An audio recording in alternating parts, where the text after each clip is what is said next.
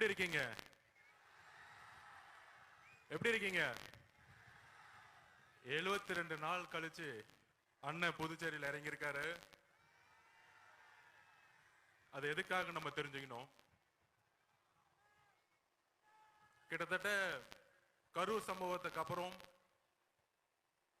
முக்கியமா நான் இங்க சொல்றேன், இங்க இருக்க காவல்துறைக்கு ஒரு மிகுந்த கரவொலியோட நம்ம நன்றி சொல்லணும்.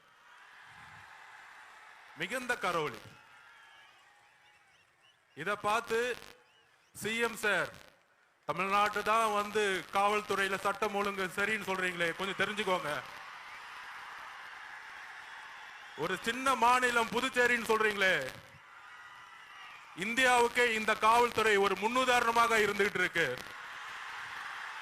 காவல்துறை மட்டுமல்ல, இங்க இருக்கக்கூடிய ஒட்டுமொத்த மக்களும், இங்க இருக்க முதலமைச்சர் அவர்களுக்கும் எங்களோட நன்றியை நாங்க தெரிவிச்சுக்கிறோம். இப்படி ஒரு பாதுகாப்பையும், இப்படி ஒரு மக்கள் பாதுகாப்பையும் தமிழ்நாட்டில் இதுவரைக்கும் தமிழக வெற்றி கழகத்துடைய தலைவர் பயணத்தில் கொடுத்ததே கிடையாது.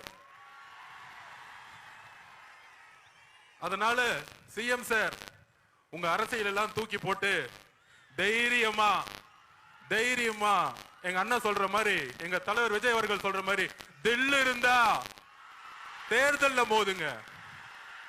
காவல்துறையை வச்சுக்கிட்டு, அரசை வச்சுக்கிட்டு பிரச்சாரம் பண்றத முடக்கிறதெல்லாம் முதல்ல நிப்பாட்டிட்டு, காத்த நிப்பாட்ட முடியுமா? வெள்ளத்தை நிப்பாட்ட முடியுமா? அதுதான் தமிழக வெற்றி கழகத்துடைய பிரச்சார பயணம் இன்றையிலிருந்து தொடங்கிருச்சு. ஏன் புதுச்சேரி அப்படின்னு ஒரு